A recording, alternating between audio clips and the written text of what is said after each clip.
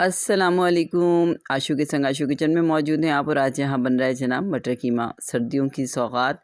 मैंने सोचा कीमा बहुत शौक़ से खाया जाता है, तो क्यों ना ये रेसिपी आपसे शेयर करूँ। प्याज मैंने चूल्हे पे चढ़ा दिए। ये राई दाना लिया है 1 चम्मच, और साथ में लहसुन और अदरक का पेस्ट वो भी इसमें शामिल कर दिया। हल्का सा पिंक मैंने प्याज किया है, हल्का सा पिंक हुआ तो मैंने इसके अंदर ये तमाम चीज़ें शामिल की हैं, यानी राई दाना और लहसुन अदरक।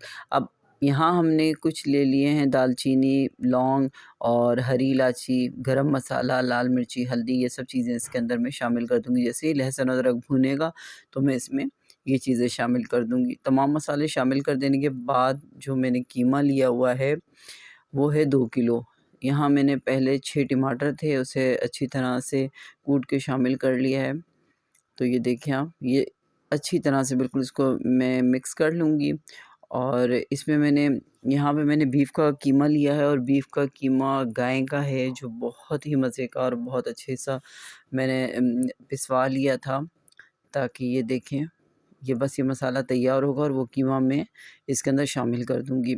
सर्दियों में बहुत शौक़ से कीमा खाया जाता है, चटपटी सी चीज़ें हरी मिर्चों के साथ, और इस तरह बहुत मज़ा आता है। तो मैंने सोचा क्यों ना ये रेसिपी अपने व्यूवर्स के साथ शेयर करूं।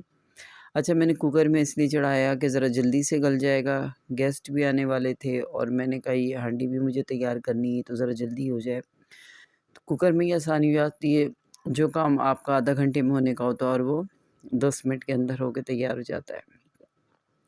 बस देखिए, मसाला मैं इस कीमे के साथ मिक्स करूँगी, और फिर इसके अंदर ये जब कीमा पूरा गल जाएगा तो इसके अंदर मैंने आधा किलो मटर लिया है, वो इसमें शामिल करके ढक्कन ढक के रख दूँगी दोबारा से कुकर लगा के। ये देखें आप, बस ये मैंने अच्छी तरह मिक्स किया है। इसके अंदर मैं अब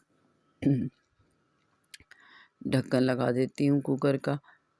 इसे आप चावल के साथ खाएँ, बहुत ही मज़ेदार रेसिपी लगती है। ये बहुत ज़ायकेदार रेसिपी लगती है। वैसे ही कीमा हर किसी को पसंद होता है, तो कीमे को भुना हुआ कीमा ये कहलाता है, बिल्कुल भुना हुआ। वैसे भी मटर जब आप डालें कीमे में तो उसमें ग्रेवी अगर हो तो वो इतना अच्छा नहीं लग रहा होता।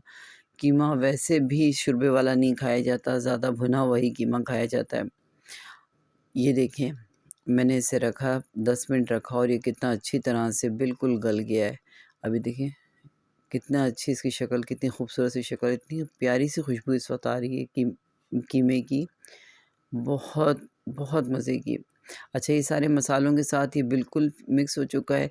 अब मैं यहाँ इसमें मटर शामिल करके इसे ढक्कन लगा के 10 मिनट के लिए और रख दूँगी, ताकि मटर जो हैं वो अच्छी तरह से गल जाएँ। इसका मैं नमक चेक कर लेती हूँ कि नमक बराबर है, अगर नहीं तो मैं इसमें थोड़ा-सा नमक और शामिल कर दूँगी, जो मटर भी इसमें जाएँगे। मटर मैंने इसमें शामिल किया, लेकिन वो रेसिपी मुझसे मिस हो गई। ये देखिए, मैंने मटर इसमें ऊपर ही डाल दिए थे, जो अच्छी तरह से गल गए हैं, आपको नज़र आ रहे होंगे। देखिए कितनी अच्छी तरह। अब ये मैं इसमें मिक्स कर लेती हूँ कीमे के साथ। थोड़ा-सा इसका मैं पानी चलाऊँगी चूल्हे पे रख के कि बिल्कुल भुना-भुना सा इसका लुक आए और बहुत मज़ेदार सा ये लगे। तो बस अब आप देखें कितना मज़ेदार सा ये तैयार हो गया है। इसकी शक्ल कितनी खूबसूरत लग रही है। आप भी इसी तरतीब से बनाएँ, खाएँ, मुझे दुआओं में याद रखें। इंशाल्लाह फिर किसी नई रेसिपी में मिलेंगे। अल्लाह हाफ़िज़।